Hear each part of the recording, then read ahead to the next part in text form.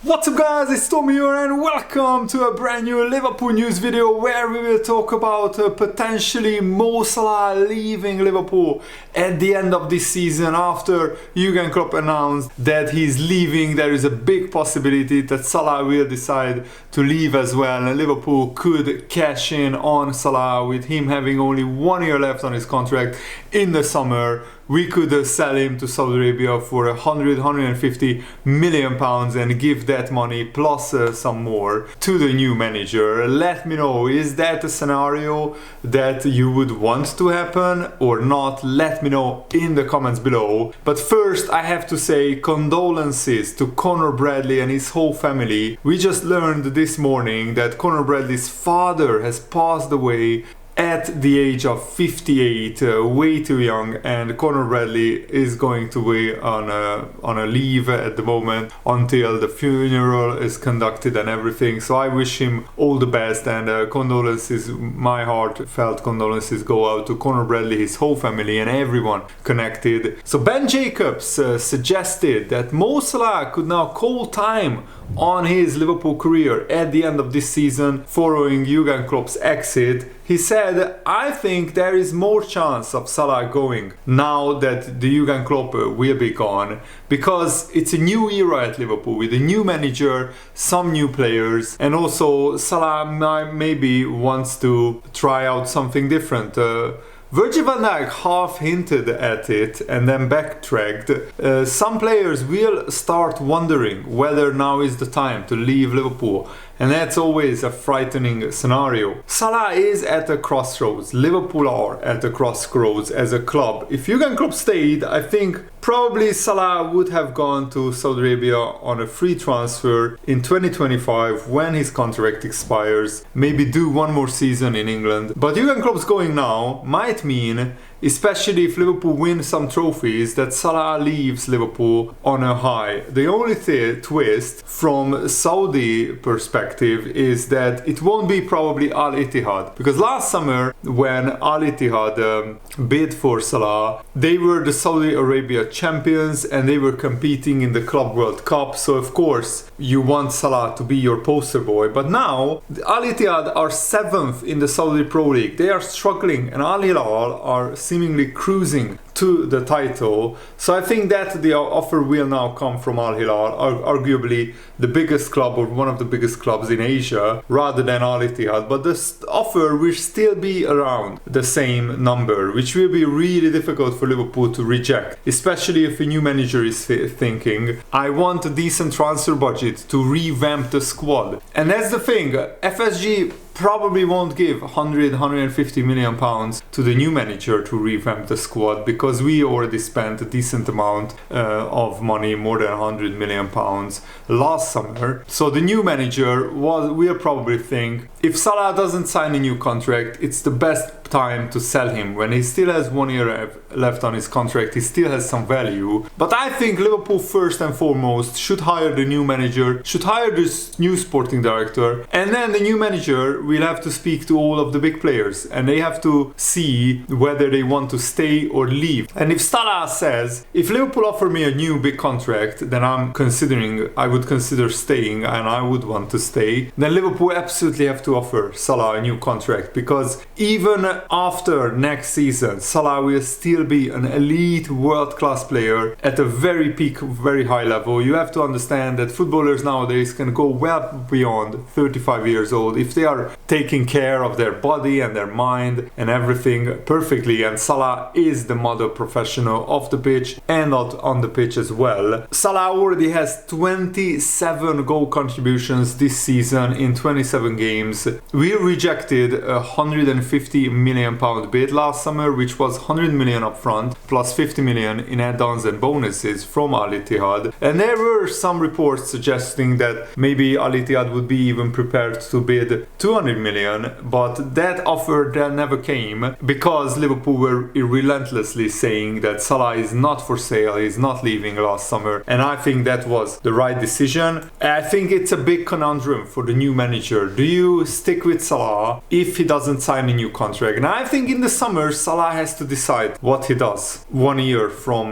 that moment. Because if Liverpool know that Salah is not going to sign a new contract, you don't really want Salah to run down his contract. As brilliant as he would be for Liverpool, I mean, I would, if it's an almost impossible choice, but I would choose selling Salah for 150 million with 1 year left on his contract, then Salah staying 1 more year. It's a rebuilding phase and it's a new era anyway. Salah will leave Liverpool in the next 2-3 years, probably, even if he signs a new contract. I can't see him staying for more than another 3 years at Liverpool. So it's a new era with a new manager, maybe getting 150 million for Salah and signing another world-class attacker in the mold of Diogo Jota, Cody Gakpo, Darwin Núñez, that sort of young, hungry player with potential to become world-class. Luis Diaz as well, of course, how can I forget Luis Diaz? So these were 4 brilliant signings were signed after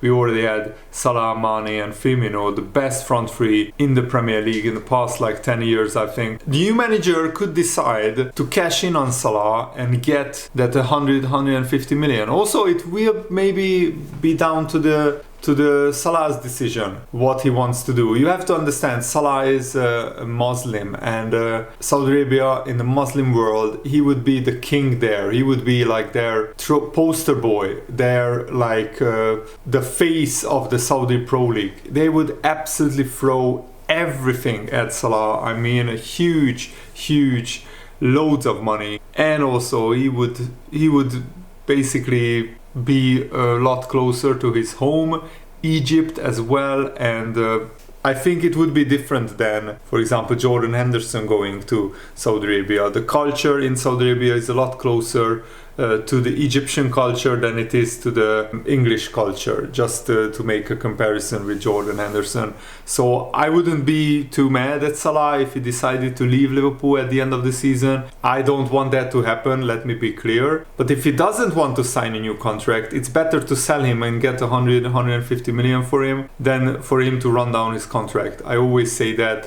I mean, Sadio Mane left Liverpool when he had 1 year left on his contract, and that seemed like the end of the world. But we signed Luis Diaz in his place, and he has been doing pretty well. Not as good as Sadio Mane, but I think the best is yet to come from Luis Diaz. And Diogo Jota also explained that the atmosphere at Liverpool was that Jurgen Klopp, it was an absolute shock to them that he announced that he's leaving. He said it was a shock for everyone. That's the reality. I don't think anyone in the dressing room was expecting to hear news like that, especially since the season is going so well. But it's not up to us to make that decision. It's up to Jurgen Klopp, and we just have to accept it. It will be a problem later on, knowing who the coach will be next season and so on. So Diogo Jota saying that it will be a problem that Jurgen Klopp is leaving, I think that's interesting, and I think that shows that some of the players don't see this as a particularly positive or good thing. And of course, it could be a problem for many players because they don't know what the new manager's plans are, who the new manager is, what kind of playing style they will play, how successful Liverpool are going to be, what kind of transfers are they planning. They don't know where the club is going, and that's why FSG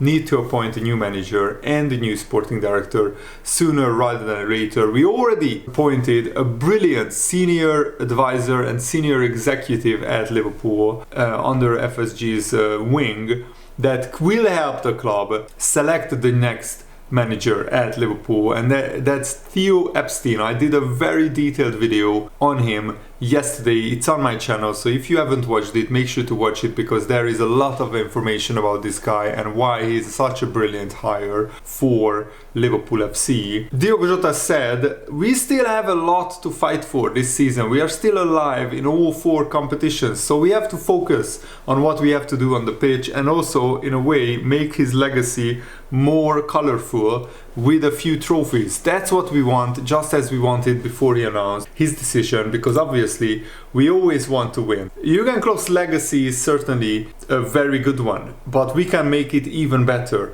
There is a way to boost it further, and I think the dream scenario would be to win the Premier League title.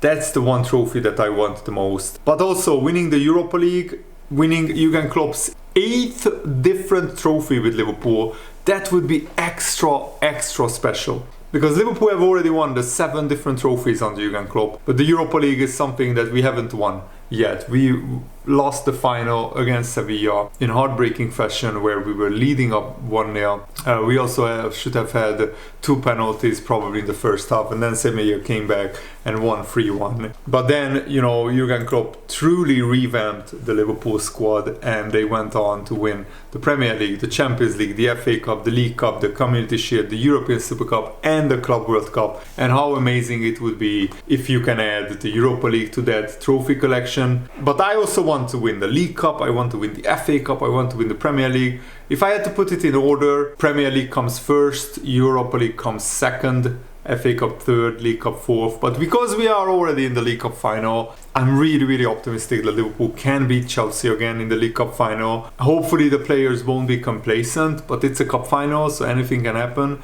But the way we dismantled and wiped the floor with Chelsea shows me that if Liverpool play like that in the League Cup final, we have every chance of winning that. And Jurgen Klopp also said that the players don't really have, it's not extra motivation to win the Premier League. I think for the players it will be, but he says for the club it wouldn't be. If I wouldn't have announced what I announced a week ago, what would be different, Jurgen Klopp said. The only difference is that they now say, let's do it for Jurgen. That's the only thing. Nothing else changed. And that is the mood I am in. Of course I want to win the league. Do I know if we have a chance really? Because it looks like we can be around it. There are so many games between now and then. We have to play them all and we have to win them all, which is absolutely crazy. I just cannot think about it. I'm not a dreamer. If you ask me if it would be nice, then yes, very nice for everybody involved and the whole Liverpool world. But it's not difficult to block that out. That's what I want to say, because it is no different to other years before.